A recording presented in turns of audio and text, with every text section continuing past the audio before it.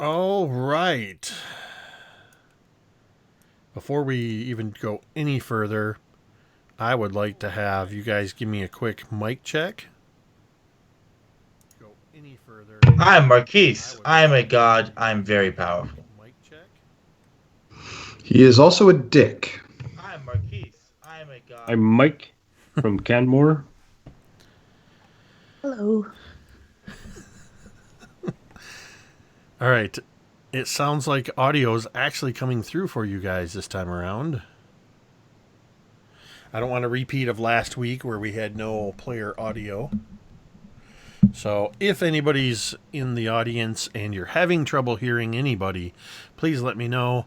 Skype is being very temperamental, so I think if you guys chat, I think it causes the entire Skype window to go blue and your chat message shows up, which means that's going to go out into the stream. But I don't know how to turn that off because Skype is really stupid. So obviously I'm not Oops. looking for any Skype endorsements for this game. So the important thing is that we can all hear each other.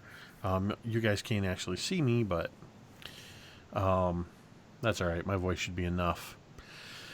So, hey internets, it's Jake from Mini Terrain Domain. This is MTD&D's Tomb of Annihilation, Chult of Personality, D&D 5th edition game that we play weekly. This is episode 11, which I flashed the title card up briefly. It's Revelations and Recovery. In last week's session, we found the characters kidnapped, Berlinia taken hostage, you could say, by Queothe, the merchant prince, who also declared herself the overseer of Executioner's Run. And working with the Zentarum, she brought Cole, Vale, and Ubo to task, ostensibly on the pretense that they could, initially that they could try to get their friend back, and then she managed to find a way to be offended by each one of you and force you to run Executioner's Run. Your patron, Sindara Sylvain, showed up and, along with Wakanga Otamu, informed everybody that what was happening was perfectly legal. This did not sit well with Cole. Gunslinger Cole did not like this. I believe one of her last acts before being disarmed was to hold her weapon up to Queothe's head, threatening to pull the trigger. Sindara talked her off the ledge briefly. The 4 party members were thrown into the pit of Executioner's Run, along with 2 of the Zentarum, Rictus and Semprum, who did not survive Executioner's Run, which was a 200-foot, 50-foot wide long arena with hot coals throughout it and a couple of velociraptors. I believe Vale took quite a bit of damage from a fall in the coals, as well as some of the velociraptors. But ultimately, everybody found their way out of the pit. And while they were all being shepherded away by Wakanga Otame and Sindra Sylvain, the storm began to roll in, and the last thing we saw was Queothe send a flying snake as a messenger out into the jungle to some mysterious half-man, half-snake figure. And that's where we pick up today. The storm that had been threatening to overwhelm you all during the Executioner's Run has suddenly let loose. Rain is falling in torrents. You are all just instantly soaked. Some of you still wearing the shifts, the sarongs, or however you were wearing it, of the red, white, and yellow that Coyote gave to you, though Gunslinger Cole had torn hers off to avoid being burned further, and I believe to use it as an improvised weapon. And so Cole, the tiefling gunslinger, was naked, though a blanket was quickly thrown over her shoulders to cover her as she's being led through the streets. All of you are quickly shuttled through the pouring rain by the attendants of Wakanga Otame. You are ushered into covered taxis of a sort and carried through the streets, jostled, the rain beating down and even getting you wet from within these things. Before long, you are back at the villa that you were at upon your first day's arrival in Port Nyanzaru. And you were all shuttled inside, attendants quickly tending to any wounds that you have, attending to make sure that you have food, water, tej, whatever you need available. Inside Wakange's merchant villa, you find respite from the torrential rain, though it is pouring very loudly outside. And some of the attendants bring in some sacks, some canvas sacks, and begin sorting through and laying out some of your various items, your packs, your weapons, anything that belonged to you. And they seem to know who had what. And so everybody's getting your stuff laid out.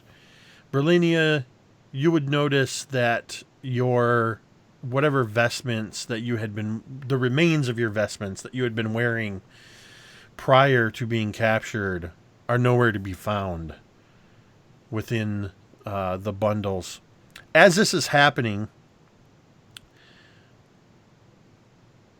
Cole, you are grasped by the arm in a surprisingly powerful grip by Sindara Sylvain and pulled to a back room of the villa. All of you see Cole whisked away, but attendants are dealing with you. And Cole, we'll get to you in a moment. Berlinia, what is your reaction after this has just happened? By this point, less than 10 minutes, 15 minutes has passed since you ran Executioner's Run. You escaped from the clutches of Coyote, not sure what she was up to, and you suddenly find yourself apparently safe again at Wakange Otamu's villa. I think that immediately she would kind of remove this. I can almost imagine there's like, with what she was wearing what a person who praises the Kasuth was wearing. I imagine there's like something, a bit of an overdress, and then maybe a white or something underneath, like a shift or something like that, or slip. And she would just kind of take off the over thing, and she would just throw it into the closest fire that she could find within this area, and she would just stare at it as these flames engulfed these clothes. And I think she would go and just kind of sit on the ground, kind of legs brought up, like knees kind of brought up to her chin, and just kind of just stare at the fire, just silently. And as you do this, sitting there in the sort of almost slip-like shift that was underneath this vestments of Kosuth, this acolyte's clothing that you were wearing, some of the attendants place bowls of fruit and dried meats near you, along with a pitcher of water, but they seem to sense that you need this alone time, not to be pestered by them. But what about you, Ubo? You too have been kind of ushered along with everybody, and they're attending to any wounds you may have had. They are taking care of you if you'll allow them. They've sorted your gear into its assorted piles. You can see your cloak in there and the rest of your gear and your staff. And then Berlinia hastily pulling off her shift. What are you doing? How are you reacting, having just run this experience? Well, having seen, all the stuff laid out, including that cloak that he had previously given to Brill, he would grab it just right off the ground and just kind of, pick it up and kind of, flap it to just kind of unroll it. And he would see Brill throw the Kasuth vestments into the fire. And he would be about 2 steps behind her as she did. And as you threw it, you would see him toss the cloak into the fire right behind it. He would then not have anything in his hands except for that one red ribbon. And as you turned, and he would turn as well, wanting to say something, wanting to give this to you. But instead, he would just kind of gaze at you just long enough. And I don't know if we would catch eyes or not, but he would see in your eyes that I shouldn't do this now. And he would take the ribbon and he would actually wrap it around his left wrist and just kind of tie it tight. And because you grabbed the ribbon from Victus, the primary Zentarum, who actually beat feet out of Port Nyanzaro on his dinosaur with some of his other agents. You managed to pull the majority of one full length of ribbon.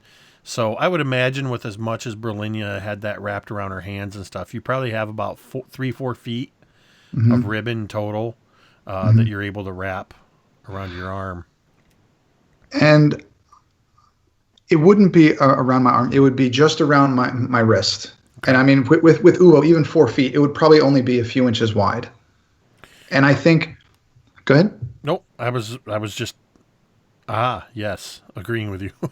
Okay. That's awesome. And then so Megan, I would do it in such a way that if Brill remotely looked up from the ground, she would see what he's doing. Just wanting, Ubo would want you to talk to him. He would want you to engage him somehow. You're really the only one that he trusts here, but he's not going to come to you. And I don't know if seeing it she would or you would, but as soon as he knew that you knew what he was doing, he would continue to walk back to his place, hoping that maybe you would say something. I think that she would see that you had thrown in your the little cape thing that you had, and she would look back at you in just very tired confusion. And then seeing you just wrap this ribbon around, she would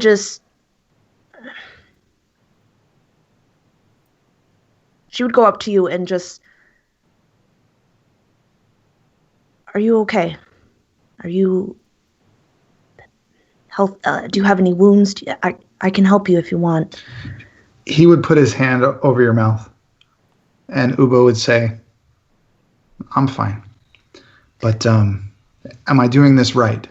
And he would kind of hold his wrists up, showing you the ribbon. And she would when you did that, she kind of winced because she still has like the burns and stuff all over her mouth. But she would say, "Oh, no, you have this tied all wrong. If you leave it like that, it's going to come undone any minute." And so she would just kind of like, with very quick, like fingers just moving very fast, just making a tie that looked very similar, but almost a little bit more secure than what you had. And then she kind of removes, and she looks down at the ground, and she's just there. And then seeing that you took the ground, he would put his hand on your shoulder, and keeping the ribbon in your view as it's on the ground, holding his hand low, he would say, "Look, this is yours. I'm just going to hold it for you." And then he would turn and go back to what he was doing. Yeah, and she would kind of go back to the fire and just kind of sit. She wouldn't touch the food or any of the water that the attendants brought for her, just kind of staring at the fire. And kind of simultaneous with this,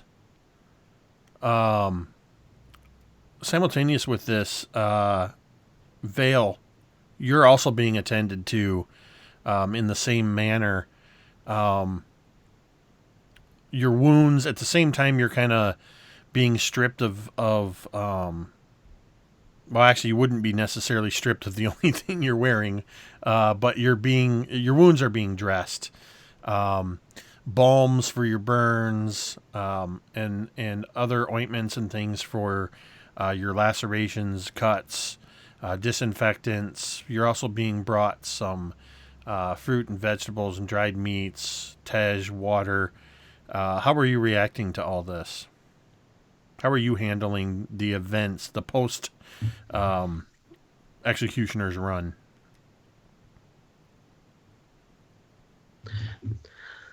After much kind of like nitpicking and fiddling with my wounds, I just turn around to whoever's helping and said, "Look, I'm sorry, but do you mind? I just kind of want to sit here for a bit by myself. Is that all right?"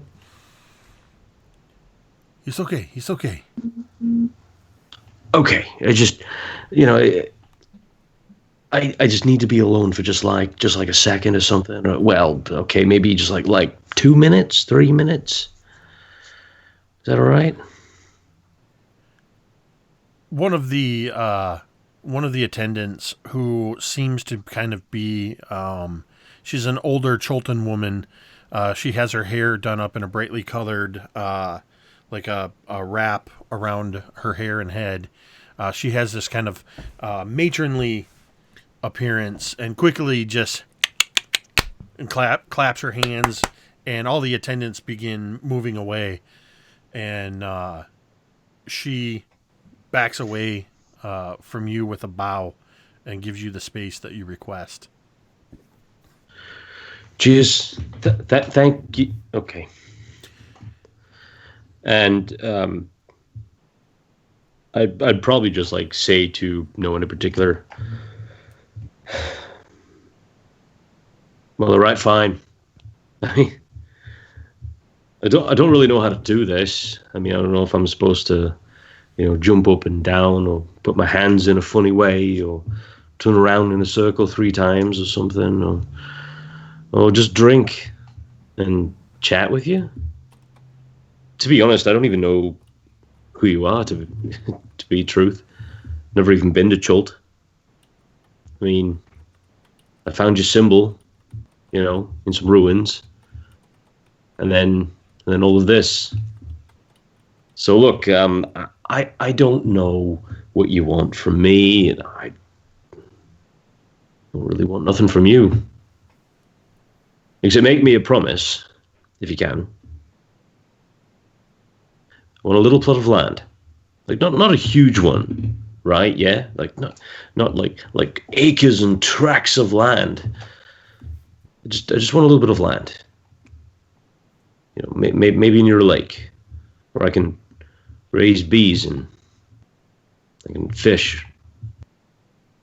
I mean, after all this is done, right? I mean, restore your land, your island, your jungle to its former glory, and do what you need to do. But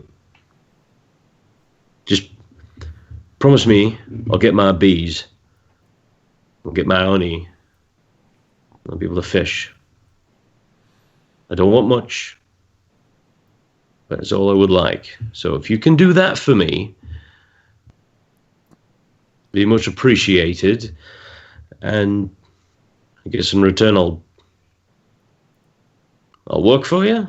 I mean, I've done lots of jobs, so what's one more, right?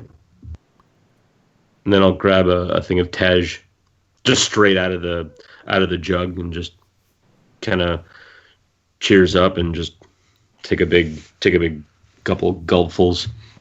Give me a D20 roll, and I want you to add both your charisma and your wisdom modifiers.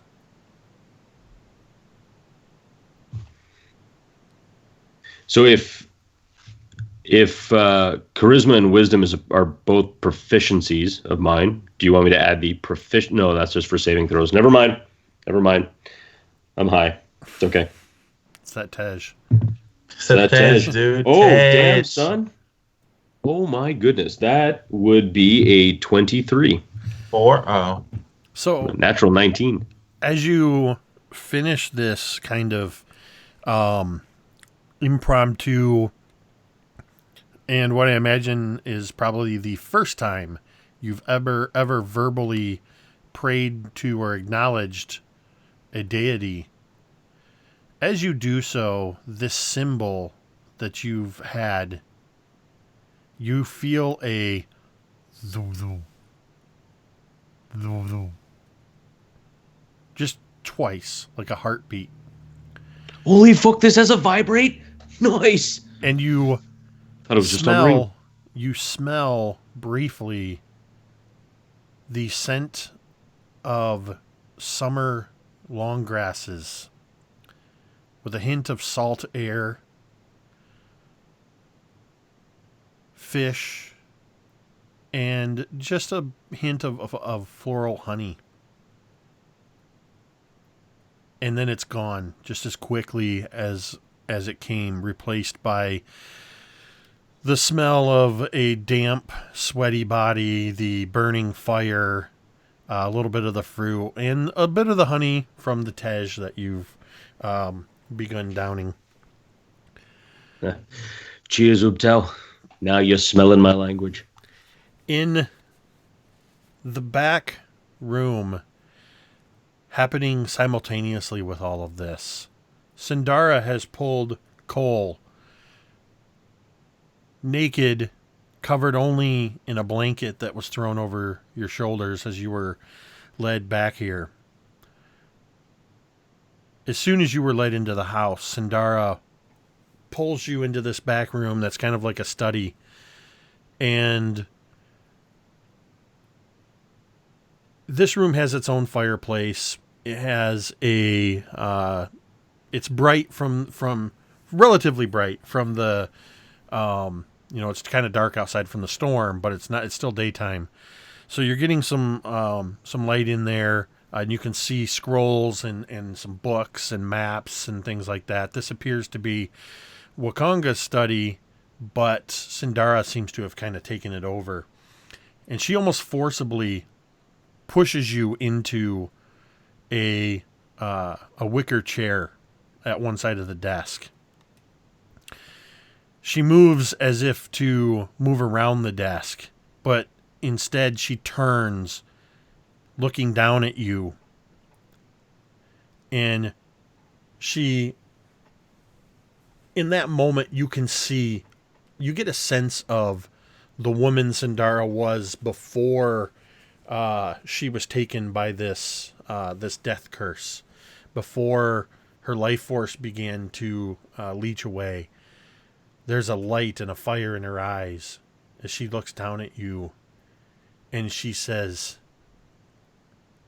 "Cole, you need to calm the fuck down.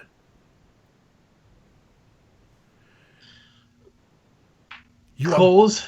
Go ahead. Go, Sorry. no, go ahead. Cole has been staring at her this entire time. It's worthy to note that Cole's appearance has changed somewhat due to the trial of talent and flame that she's went through. Her horns, well, first her hair has gone completely, but the most startling change besides that is the change her horns have taken on. Once small and diminutive, only a couple inches in length, they're now far longer. Far larger. They go up and then they begin to curl back along the naked skin of her scalp. And she's in pain, and she's wincing because her feet are still raw from the burns, as are her hands. And she listens to the words this woman says. And for a moment, Cole had a smile on her face, and that smile fades away, and she stands, and the wicker chair goes flying against the wall of the room as her tail picks it up and chucks it out of rage. She doesn't say a word. She just keeps staring at Syndra, waiting for her to continue. Why is it? Why is it that you feel that you have to hold the entire weight of the world upon your shoulders? People like you don't understand what it is to be people like me. And I don't mean the horns or the skin. I've been thinking a lot about what you've said, Syndra. I believe it was something like, I've done things you couldn't even imagine. You said that to me a lot. You said that to Kuwaithe. You said that to others, I imagine. So proud of what you've done, of the murders you've made, and of the bodies you stand on. And yet so blind to the fact that you couldn't understand the things that I've gone through, that Ubo's gone through, that Bruenor Vale's gone through. And you think that because you're called a hero, or because you can throw people through dimensions, or because you live in your own personal museum, that you understand other people than they understand themselves. But in reality, Syndra, all you are is an abandoning, lying murderer. And I've seen through you to see this truth. So don't ask me why I carry the world on my shoulders, because I don't. I carry what people like you have given me. Give me a intimidation check. Okay. Oh, it's going to be a 14.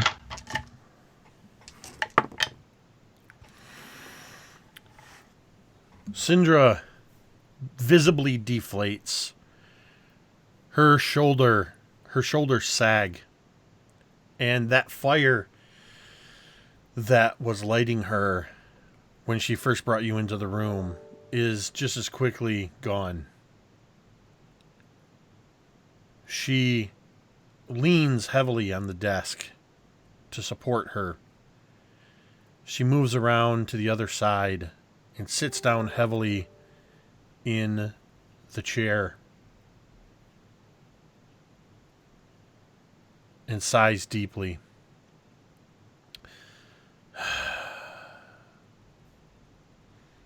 Not everything you say is wrong. I wish that it was. But I know more about what you've been through and what you're going to face than you give me credit for, or that you can imagine. Don't think that you're unique in your trials and tribulations. Yes, I wear the mantle of hero, but it was a mantle that was placed upon my shoulders. I did not ask for it. But I learned long ago to accept the things that were put upon me, good and bad. I do not deny that there are countless bodies that lie in the path of the trails that I blazed. As I'm sure you have already begun your body count.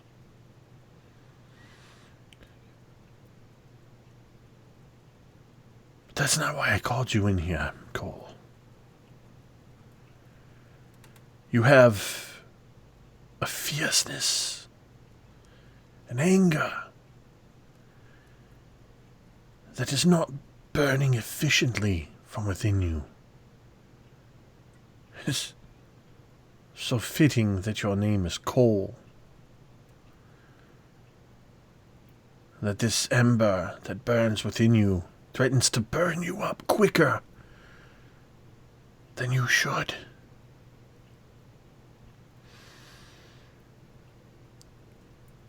You need to learn to harness this fire, Cole. To harness this anger and use it for your benefit and for the benefit of your friends and those you would take under your charge. Friends. You're not the only one who's been using that word lately, Syndra. These friends that you've given me, not friends that I found, not friends that I wanted or sought out, but that you gave me. These people... I watched a monk who preached wisdom from the moment I taught him murder. I've watched a woman who prays to a god of hope and protection be abandoned and be tortured for it. These people aren't friends. These people are barely allies. They can barely take care of themselves, let alone me.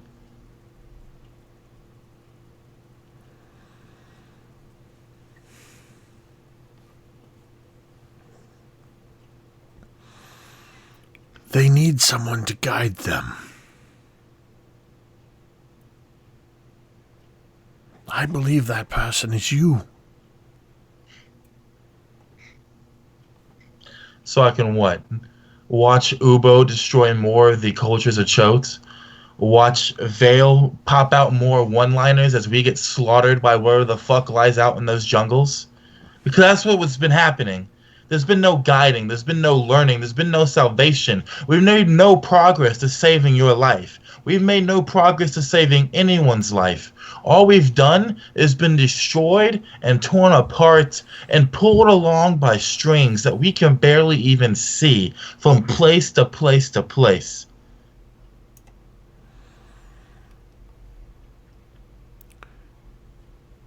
You are just now beginning your adventures. You're figuring out why you're here. Already, in the 5 days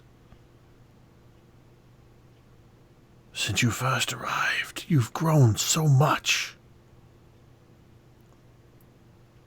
You're finding things about yourselves and others that you're only beginning to understand.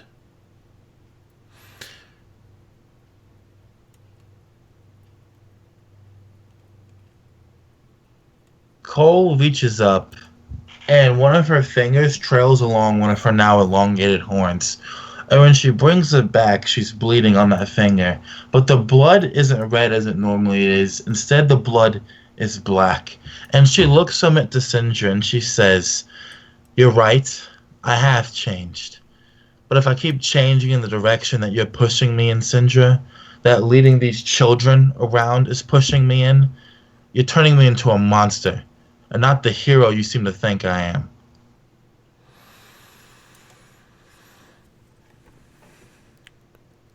I think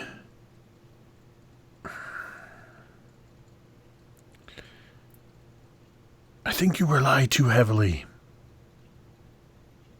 on your demonic heritage as an excuse to let this anger out. Excuse. And she steps forward, and her hand slams on the desk, and she leans forward and says, "Excuse.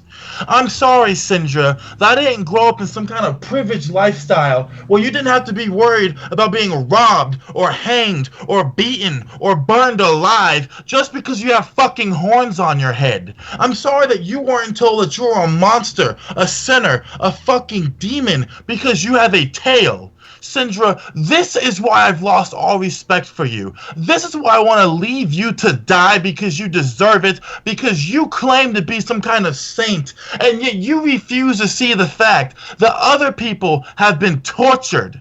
And you... Excuse! How could you say this is an excuse?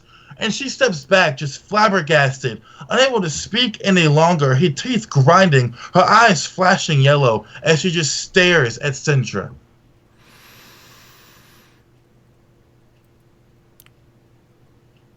Refulgence is her reply. And I want you to make a history check. I got you, cuz. Alright, that's going to be a 17.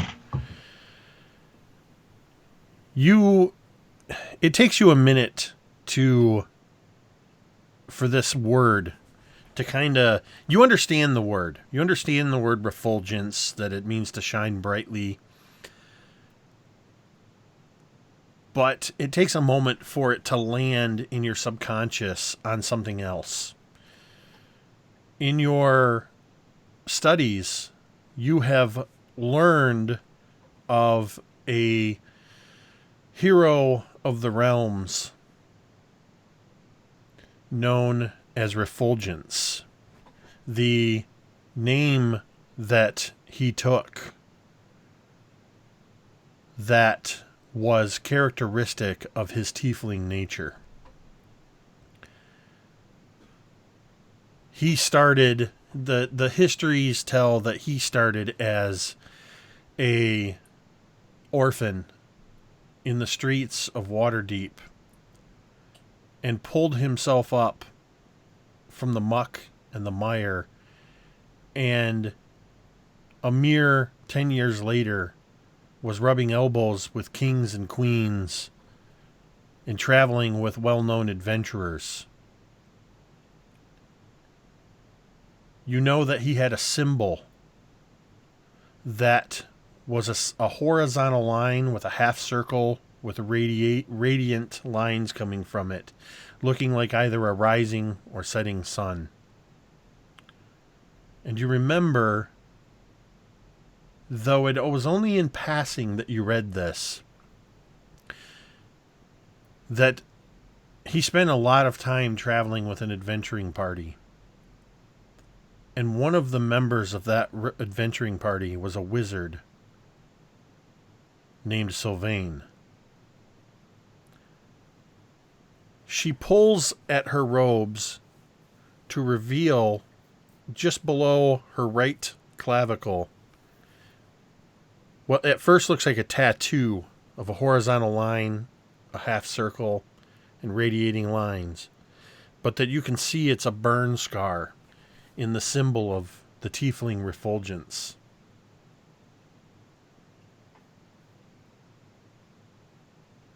You recognize this emblem, yes? Cole's eyes had momentarily went wide, and then they narrowed again, as if she's sensing some kind of trap. And her eyes slide from the symbol to Sylvain, and she says, I do. You know, of the ostracization that Refulgence had to deal with because of his nature, yes? You've read the stories? I do. Yes. And you know this is his symbol.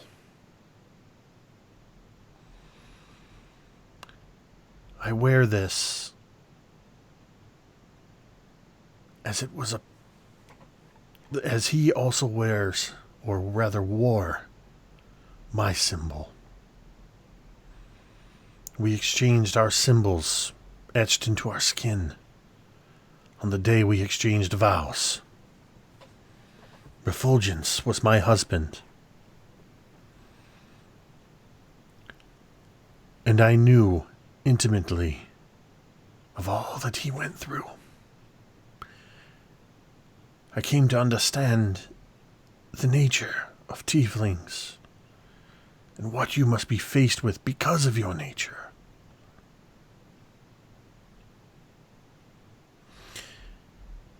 Perhaps excuse was a poor choice of words.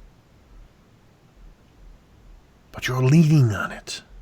You're leaning on your past experiences.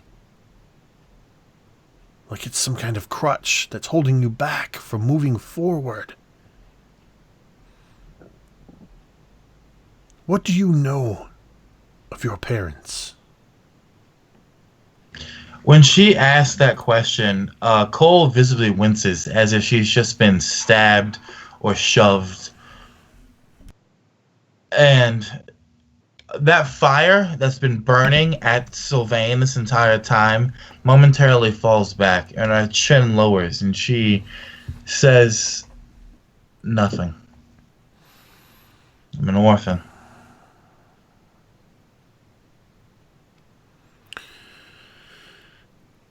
You never knew your mother? You never knew a father? There was an old woman who raised me when I was 5. I know there was a woman before that. I believe that woman to be my mother. I don't remember her face, her voice, her name. And the old woman died when I was 6, so she was barely there anyway.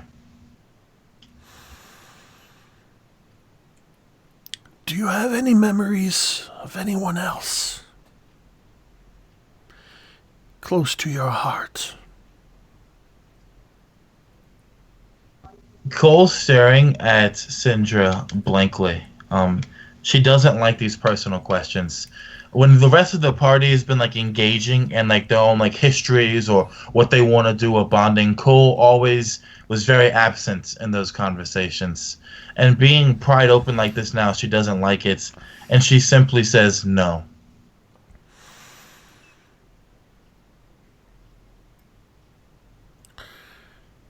She reaches into one of her sleeves.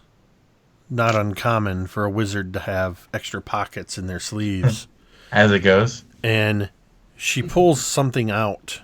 She leans forward across the desk towards you. She doesn't hold her hand for you, expecting you to take what's in her hand, but rather she places it heavily, too weak to hold it up, on the desk, looking you in the eyes as she says, "You don't remember your sister." Cole stands there for a moment, staring at whatever she put on the desk. No, not staring at it. She hasn't opened her hand yet. Yeah, just staring at the hand. And for a moment, she's silent. Her eyes are moving back and forth as if searching for something.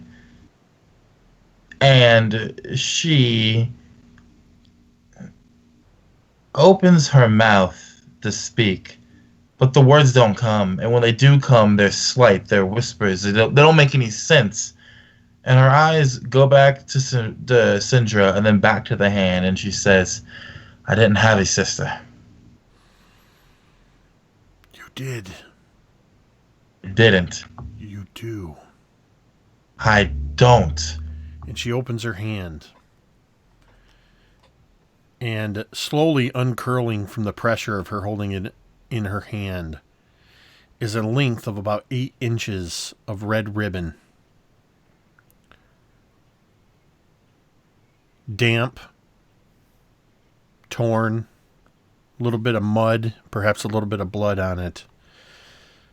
But even though it's only been 5 days that you've been with this person, you recognize exactly who this ribbon belongs to. And I want you to make a wisdom saving throw.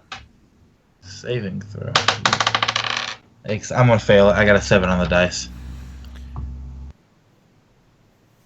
As this realization that you are seeing a piece of the ribbon that Berlinia has wore around her hands and wrists, as you have recognized it as an arcane focus, an image flashes into your mind from deep within. You know it's coming from within you. It's almost primal, this image that you know immediately to be a memory. You can hear the muffled sound of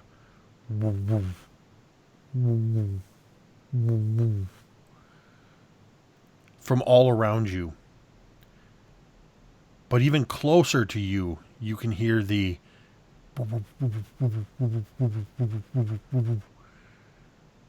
of a small, rapid heartbeat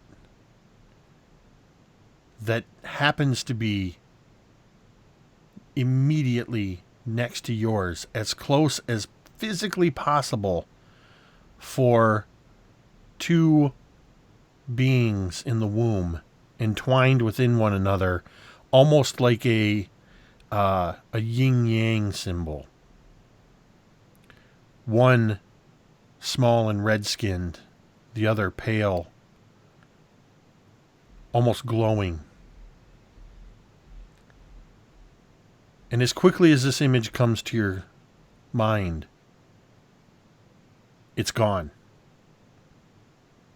With a hint of brimstone and a touch of rose in the air.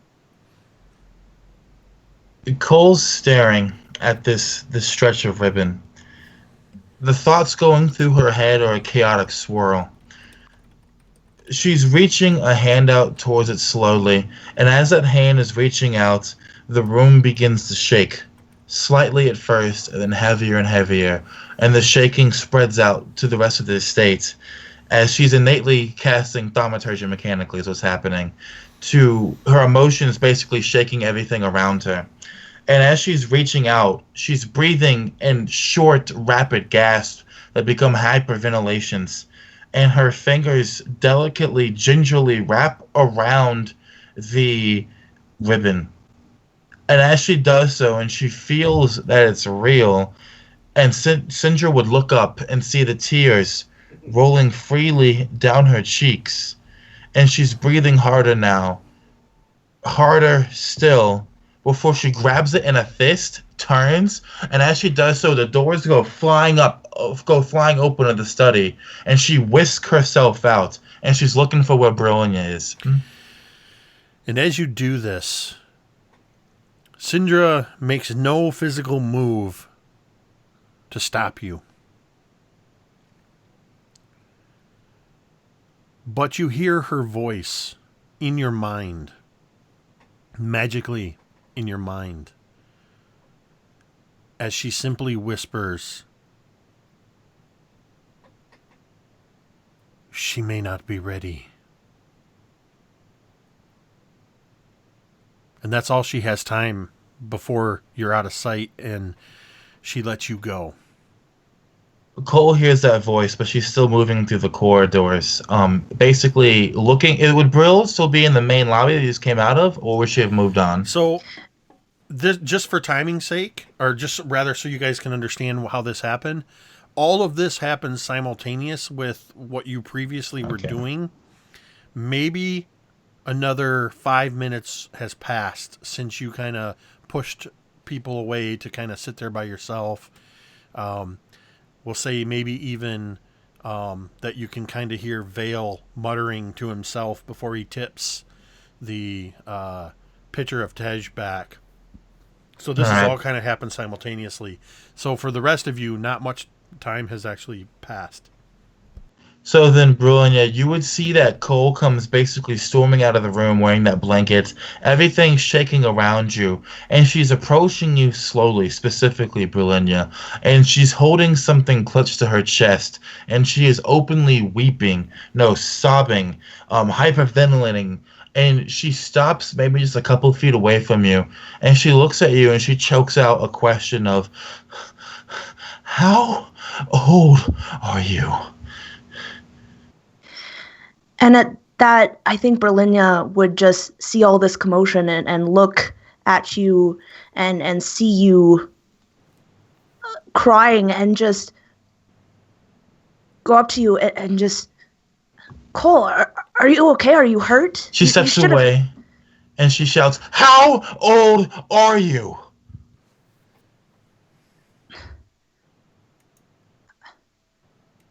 and the breath catches in Berlinia's throat at like the intensity of this, and 24. She barely whispers out. But are you hurt? You should have come to me. I could have. Were you born in the 12th month? Yes. Cole stops, and the shaking stops, and everything stops. You can't even hear her breathing, and she's just staring at you with an open mouth. Her hand opens, and that muddy ribbon falls to the ground, and she quickly scrambles to pick it back up, and then she goes fleeing out through the porch and into the night.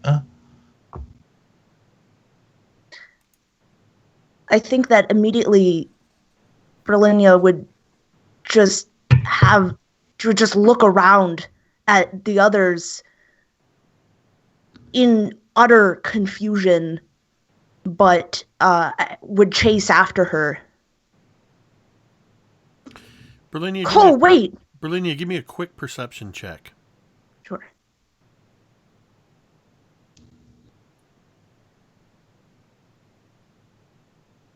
Uh, 12.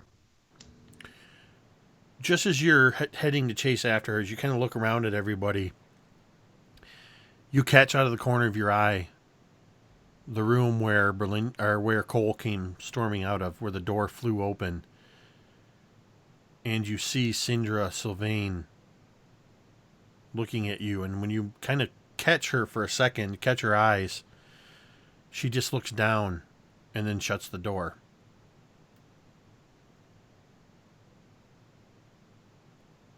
Yeah, just so much confusion and just the intensity from Cole's emotion as just driven up Berlinia's own anxiety and emotion as well. And so she just kind of chases after Cole, yelling after her to stop. Can I, Jake, can I try to just take a step in front of her and just kind of put my hand on her and just kind of hold her for a second? Just kind of hold her back? To make a roll for it? No, you didn't. It depends on how forcibly you want to try to hold her and she wants to resist. Well, I just want to Ubo wants to interrupt the line of thought. He just wants to put himself between him and her, just for her to take a moment to think. And just kind of stand there and just kind of give her a pause. That's up to Berlinia if she stops or pauses. I think that I would want to do opposed rolls, not because she would try to outright, push you away, but just she's so focused. Right, sure. Yeah. Okay. That's a 19 on the die. I got a 16, so... So yeah, Ubo forcibly, you feel his heavy hand on your shoulder. Not like restraining you, but... And Ubo would just look you square in the eye and just say... Wait. None of us have ever seen her this upset. She is difficult to communicate with when she's normal. Give it a moment. And I would look over at Vale and would say, Vale, perhaps you could have a word. Maybe take some of that Tej with you. Calm her down a bit. Am I even in the room, or am I still on my own? I thought we were all doing it. Oh, I thought we were all there. I'm sorry. That's okay. I imagine that you were all kind of in that same room, but you had kind of moved. This is a large villa. Right. So this room is like, imagine almost like a resort lobby. This is kind of like a huge common area designed to accommodate a lot of people. So you were able to find an isolated place somewhere in this room, but you're all still kind of in the central area. I think that... sorry, go ahead. Sorry. No, go ahead. I think that Bro would look at Ubo and but she's upset, and it has something to do with me, and who knows? She went running off. Who knows what she could have done? And what she's going to do. And do you think you can find her any faster than Vale can? We're all staying here. Vale, please.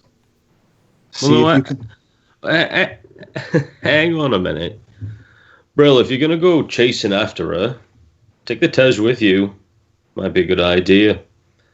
Besides, we've seen Cole angry, we've seen Cole snarky, we've seen Cole snangry. But, actually, I swear to the gods above, I even seen Cole hangry once, but I've never seen Cole truly upset. It's got something to do with you. Not in a bad way, but it does have something to do with you. So my advice would be to take the Tej, go over and see her, go have a few words with her, and I'll keep this young lad here from becoming turtle soup, yeah? And she just kind of nods and smiles, and she says, "Thanks, Phil." And she turns to Ubo and she says, "It'll be fine. It'll be fine." Don't get lost again. It's not that big of a villa, man. Come on. Hey, either was the campsite. So, but we're never going to talk about that again. All right, fine. Yeah, no. Okay, and then I would step back. Cole, when you ran outside, how far did you go? She's left the entire estate premises. Okay. Yeah, Berlinia's gonna charge out and see if she can get an idea of where Cole has gone. When you run outside, you know now Cole has a good couple minutes on you because of Ubo and Vale. It's pouring rain. It's starting to get darker. The only real illumination, other than a dark grayness coming from violent flashes of lightning, that you almost can't hear the thunder for the sound of the rain pouring. You sense a presence behind you. And you hear a voice that just says, and you recognize the voice as Wakanga. "Whatever has driven her out into the rain, do not fear if this is your worry. I have my people keeping an eye out for her, as best they can. But I will not stop you if you wish to go after your friend. But be careful. This is a tropical storm. It is the streets can become like rivers themselves, and I would caution you against it." And she would just nod, but she says, "I know it's not smart, but I just have this feeling. I have to go out and find her." And is she able to grab like she just wants to grab like a stick or like a torch or something? If there's one. There's torches that are burning around the estate, and there's probably, you've seen kind of different sources of light. So there's torches, there's oil lamps, and there's even kind of on the outside, and would be lit because of the darkness of the storm, there's hooded lanterns. And they're just hanging on hooks. Okay, then yeah, she'd definitely take one of the hooded lanterns then. Cole,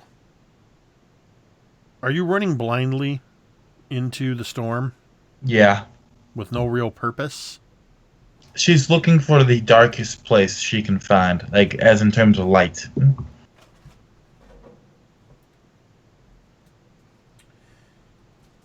All right, give me a survival check. Ooh, I'm proficient in those. Alright, let me try and check my modifier real quick. Alright, that's going to be a 14.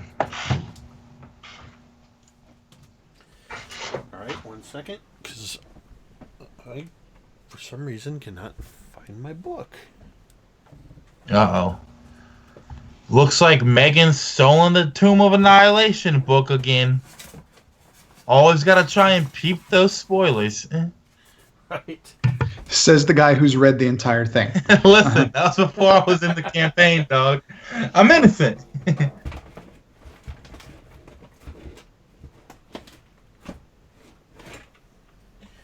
This is the weirdest thing, but my book is vanished.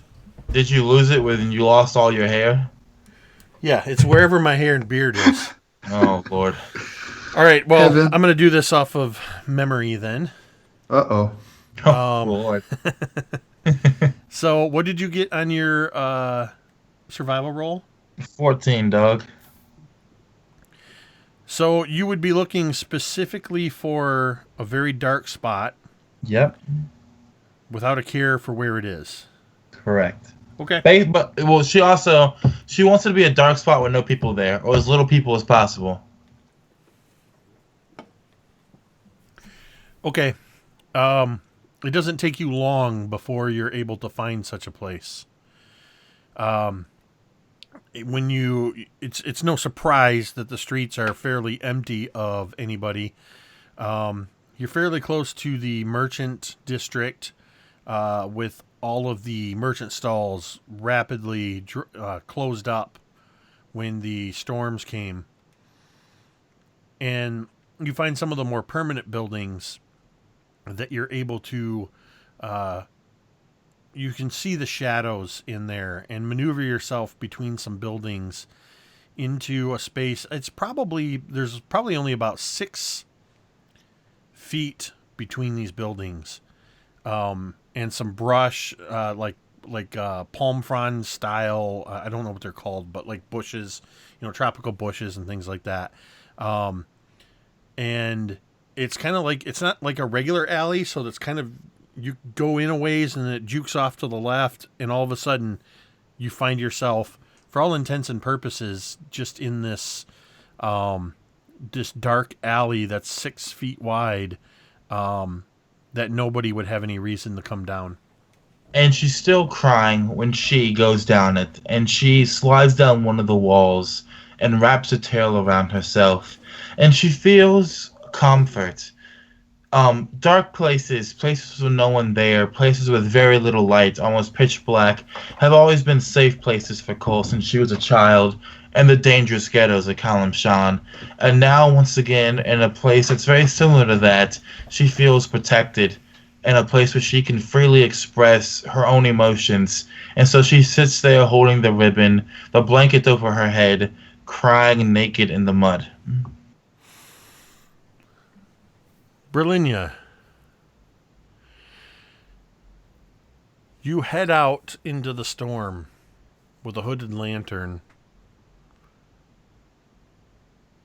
in search of Cole. What would you do? Where would you head?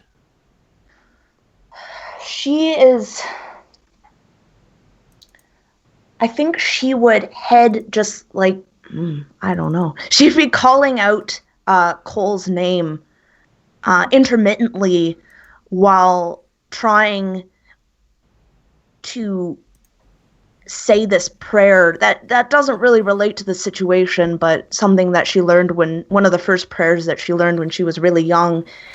And so it gives her a little bit of comfort as she kind of realizes this is the first time she's been alone in many days. Just absolutely alone. And I think she would start searching like street corners, alleyways, like just anywhere. She'd look in bars, and she doesn't really know because she doesn't know Cole, so she wouldn't know where she would have run off to. So she's gonna look anywhere that she can think of. I want you to make a survival check. You're going to do so at disadvantage. Okay. I did find my book. I'm happy for you. It You was in the, found it your was in the book. last place I looked. Oh. That's a 10 with disadvantage. Okay.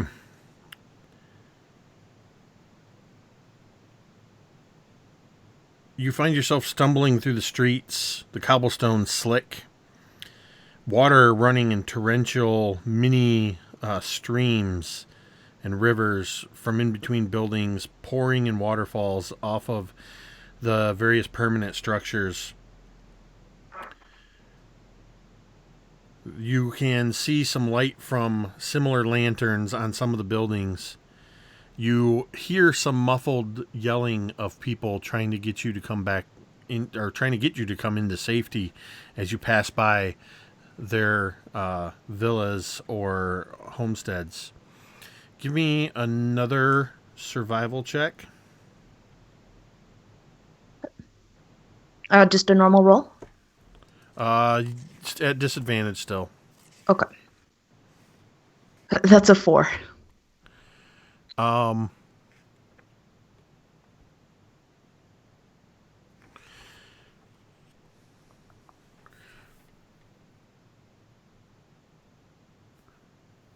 Roll me a D100. And while all this, she is like just screaming out Cole's name. I'm sure it's pretty muted by all of the rain that's coming down and the wind. But that's a 67 on the die. Okay.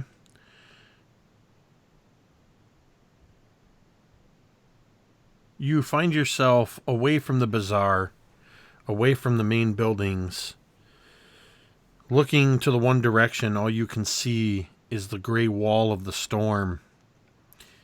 You can hear a violent ringing, fading in and out of a buoy bell. And you can just make out the shapes of a couple ships that are moored in the harbor, swaying to and fro, their masts swinging violently back and forth. As you've stumbled into the harbor area where you hired a ship a couple days ago, probably the only reason you recognize it. No sign of Cole or anyone anywhere. Give me one more survival check at disadvantage.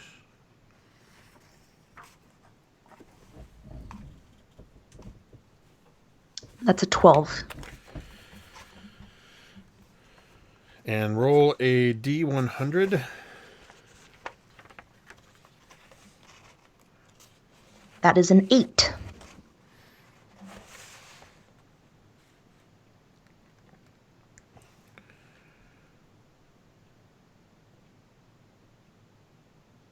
I want you to roll me a dexterity saving throw.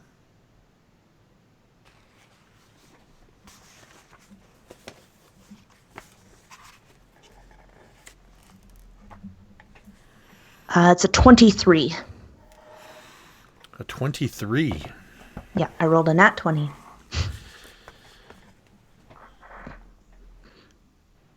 You're kind of in the part of the harbor where there's some cranes, boxes stacked up, normally where they would be moving, loading and unloading ships and that kind of thing. And you just happen to hear the creak above everything else, because it's so close, of one of the cranes moving. Most of them you've seen have been moored to prevent them from moving. But this one seems to move, and then you hear the sound that a rope makes as it's moving rapidly through a pulley. And you just instinctively jump out of the way as a large crate that turns out to be full of fruit crashes to the ground where you were standing just a moment ago. Give me a perception check.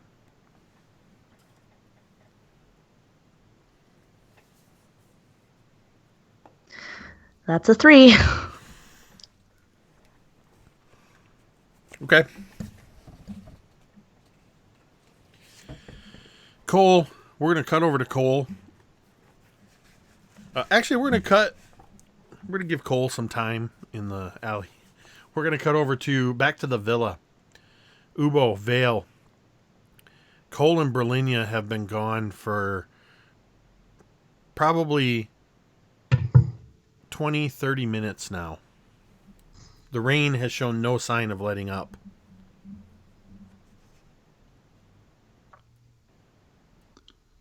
So, do you think that was the best idea? Yeah, of course it was. Should we go after him? Look, if you came in and said something,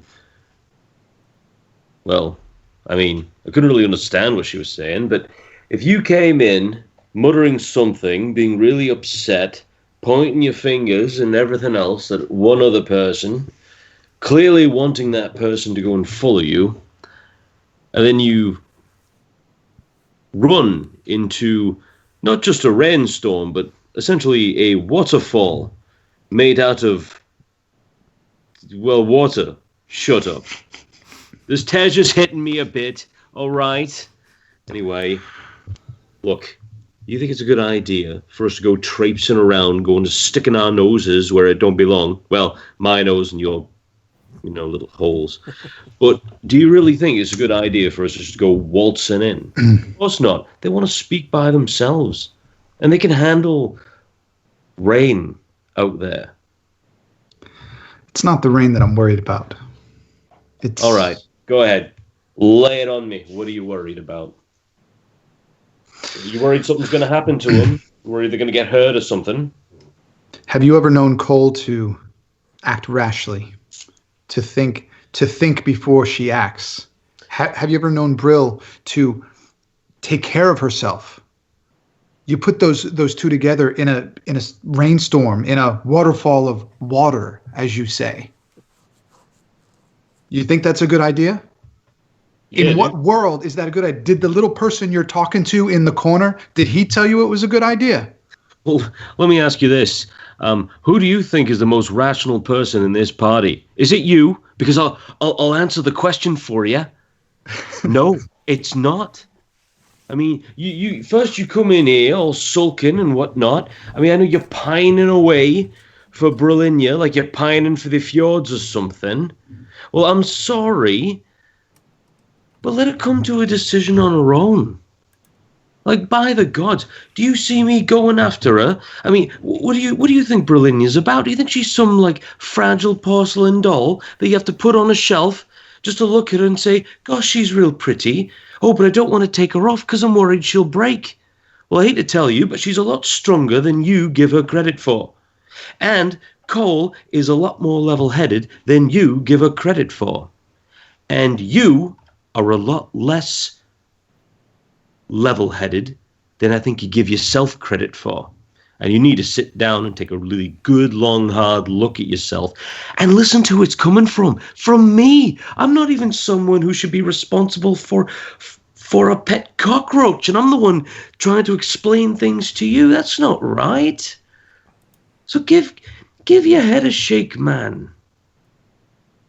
I mean, if you like these people, and if you want to be a part of this group, and I want you to be a part of this group, I want to share jokes with you, man. I want to wake up and have a morning tej, then a morning piss, and then get off and go kill something evil. I want to do this. I feel good about it for a change. But I can't do this if you're going to be all either pining away for something or have your head buried in something and, oh, no, I couldn't protect her. Oh, no, we can't do this. Should be a lot more positivity from you. You're a fucking total. I hear you guys are fucking optimists. Jake, with that, I'm slapping him. 16. Just straight up open hand. Slap.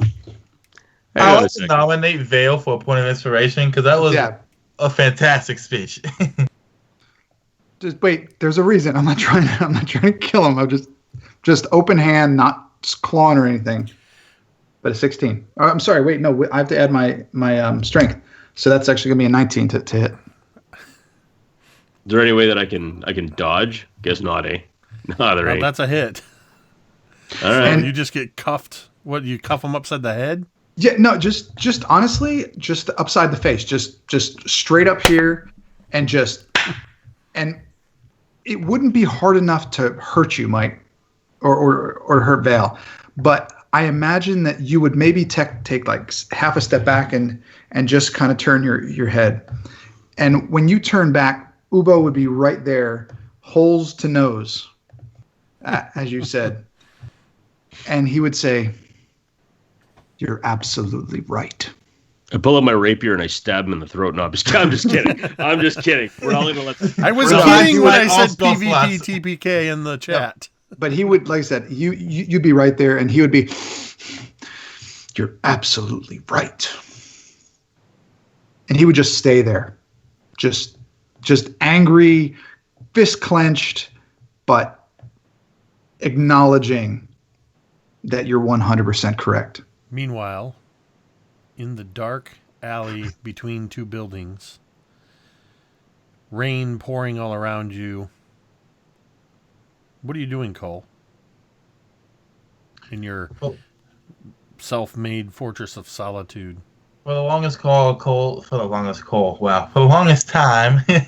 Cole sat there crying until she stops. Even in her greatest moments of weakness, she's not one to sob forever. And when she stopped, she took in a shuddering breath, and she took off her earrings, the black hearts and the platinum hearts, and she holds them both. And they both together, they're both halves of a heart, so they come together, they form one, of course, heart. And one says Tamor on the platinum, and the other says Bashaba on the black. These being the twin goddesses of luck and misfortune, of salvation and of doom.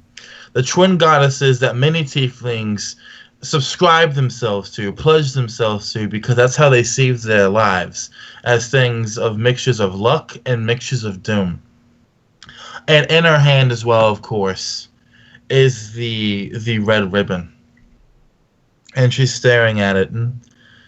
And she goes to say a prayer, and she curses herself because she just doesn't have the same eloquence that Vale does. And she wishes she could pull on that charisma now to repeat it, to entreat her own goddesses. But she can't. And so she just closes her hand around the ribbon and around the two hearts. And she thanks how blessedly cursed she is to have a sister in this world. And she thinks of something else. Another memory, along with the one that Sindra showed her. A memory that she always thought was a dream, and that she still thinks might just be a dream that she had as a child. She remembers not being able to see her mother's face, just seeing a blur, not being able to see light, but two distinct things in front of her. One of them was glowing and had the wings of a dove, and was taller than 3 men, and was bald and wore noble robes, and he stood levitating over the ground.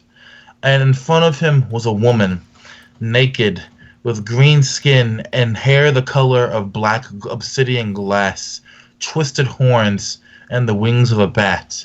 And between them was a board, a game of dragon chess, and none of the pieces had moved.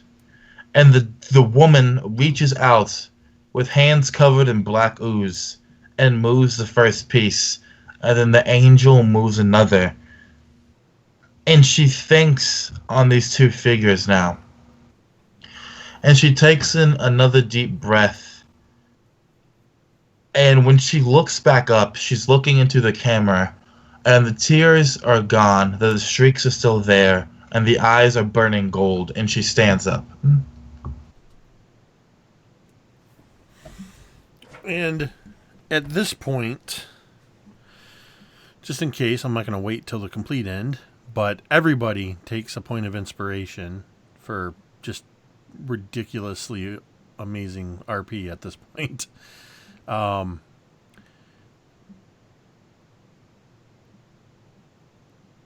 When you get up, where are you going? She steps out of the alleyway. She takes another breath, and then she's going to start walking the streets, not aimlessly, but pensively, as if she's thinking, as if she's trying to build up courage again to head back to the villa. All right. I want Cole and Berlinia to roll a D100.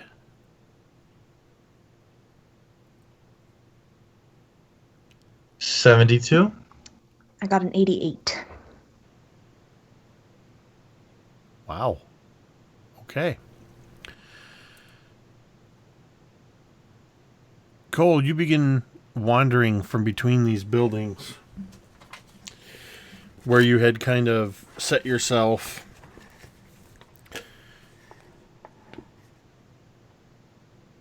And Berlinia, are you still wandering around looking for, just wherever you can, looking for Cole? Yeah, absolutely. Probably about 15 minutes later, through what seems to be pure luck, Berlinia, you see a familiar area of the street, and you realize you are standing on the street outside the gate in front of Wakanga's villa. And then you see a figure, eyes down, kind of walking with no urgency, begin to emerge from the shadow of the storm.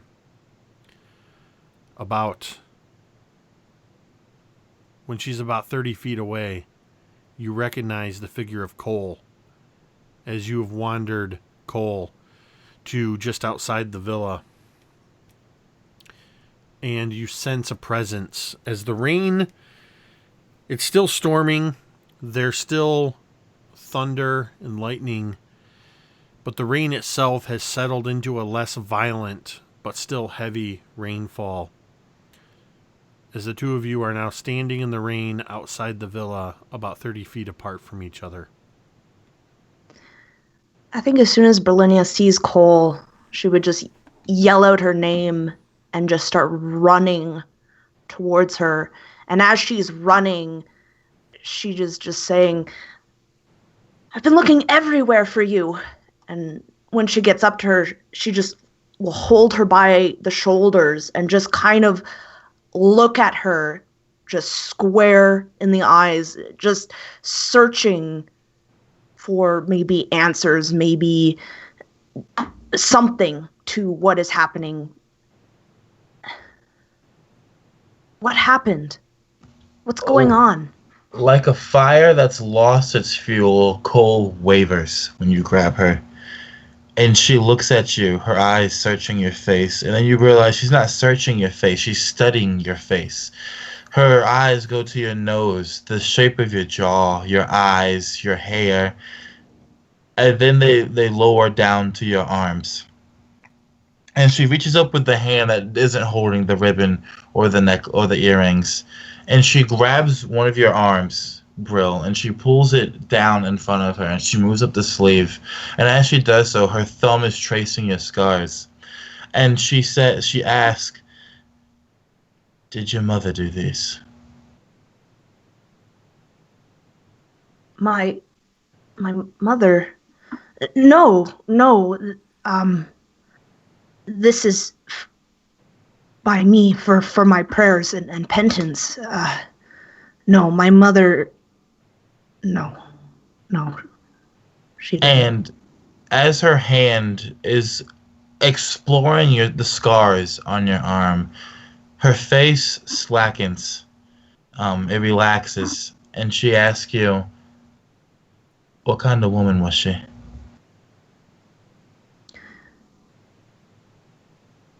And she kind of looks at you. I mean, She was beautiful.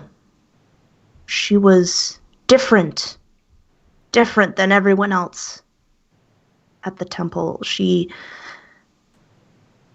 had this life to her, this fire that no one could quench, and she just would kind of laugh. And Was she ever sad, like she was missing something? yes, she was. She didn't think I'd see her, but I'd often find her in her chambers just crying and holding on to something. I never saw what it was, but anyway, she got very ill and she died when I was in not much past childhood. But what does my mother have to do with anything? You're not making any sense, Cole, please. When you say that she's dead, Cole looks up from the scars to your face again, and she frowns, and you can tell she's starting to cry again. She mutters out an "oh," and then she says another "oh," and then her hand reaches up, and she kind of brushes your wet hair, like, out of your face, behind one of your ears, extremely tenderly, far more affectionate than you have seen Cole act before. And she kind of holds the side of your face. And as she does so, she sees the scars on your lips. And she thinks of every violent interaction verbally that the two of them had before. And she just shakes her head. And she just mutters out, I'm sorry. And she then pulls in Brilliania tight, inexplicably, of course, still not explaining anything, and just holds her there, crying into her neck, repeating the fact that she's sorry.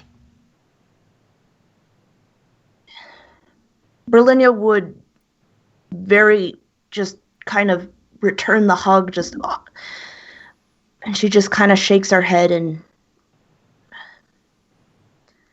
I suppose you need time. And I'm sure whatever it is, whatever wrong or something that I've done to you or my family, I'm not sure. But I know you'll tell me when you're ready. And when you say that, Cole disentangles herself, and her hand is moved down to hold your hand just by the fingertips now, and she's staring down at the connection between the two of them. And she just says, nothing's wrong, but everything is too. And she lets go, and she walks past you, and she heads back into the villa. I'm specifically just trying to find the attendant so she can get dry and get drunk. And get dressed, I suppose. The three important D's of the night. Dry, drunk, and dressed. I think Berlinia would just stand out there in the rain, just looking at her, just with a defeated but kind of an understanding. She really did want to know what was wrong, but she just shakes her head and just walks back into the villa.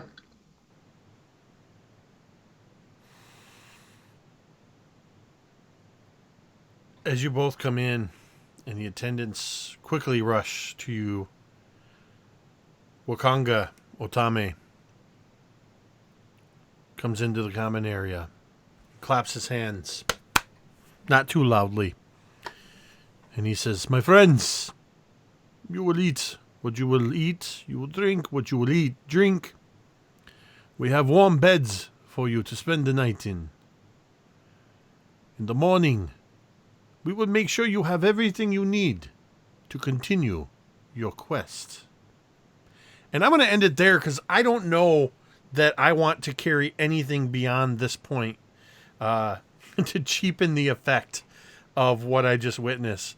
I just want to say that whatever just happened with all four of you is some of the coolest stuff that I have ever seen in one of my games.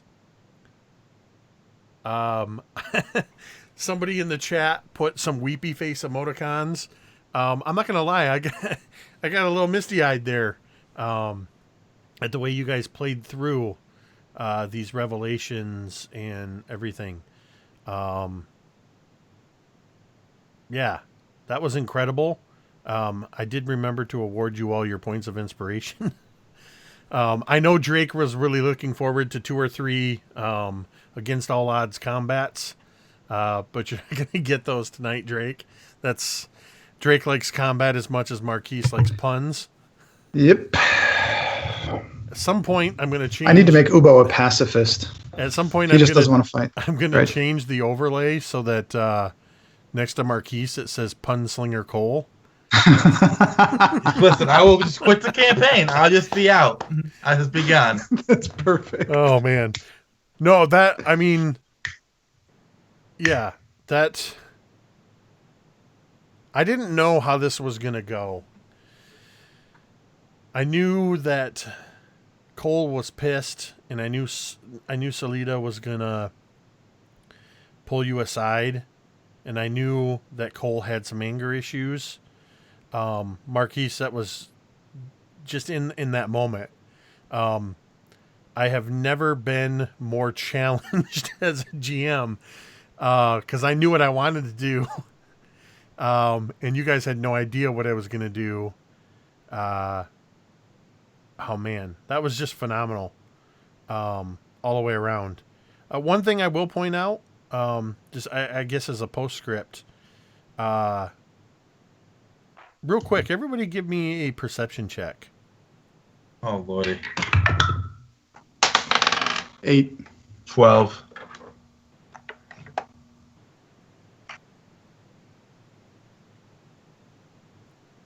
$17. I also got a 17. Ubo, you don't notice anything Of course out of the not. ordinary. Cole, you actually don't notice either. It's only Vale and Berlinia that kind of, as Wakange Otamu disappears into the villa, you suddenly realize, where the hell is Salida, your guide? And Dragon Bait. Or And Dragon Bait, Bait. actually, for that matter. With a 17, you would both notice that both of them are gone. All right. It's a little bit shorter, but as we said at the beginning, some of these sessions will run a little longer. Some will run a little shorter. I really felt that to do anything more after that phenomenal scenario would just cheapen the experience. That I need to process what happened. That as a DM, that was just some amazing RP. I'd give you guys have it roll a D100 and take that many inspiration points. Yeah, thanks to all of you. I forgot at the beginning. We ran the Locrius intro, so you got your intros there. But a tremendous thanks to Mike the Piper playing Veilist of All, the Half-Elf Paladin, Megan from Dice on Ice playing Berlinia, the Aesimer Warlock, Marquise, the Tiefling Artificer, Marquise from A Point of Inspiration playing Gunslinger Cole, the Tiefling Artificer. Close. Drake, the RPG Construct, and my other half of Something RPG-ish podcast, playing Ubo, the Turtle Monk. Thank you to everybody that's watching. You may have noticed that there is now a subscription button available on Mini Terrain Domain, because through this game and other things, Mini Terrain Domain is now a Twitch affiliate. So you can do cool things like subscribe and get access to new emoticons, and I'll be learning what other new things I can offer as part of that. So if you're not already following, be sure to at least click follow and turn on the notifications so you know when we're going to be playing these games. If not, just remember 8:30 every Monday, 8:30 Eastern. We're playing Tomb of Annihilation, Chult of Personality. I want to thank everybody for watching. Thank these amazing players. I, of course, am Jake from Mini Terrain Domain. This has been MTD&D. And Yeah.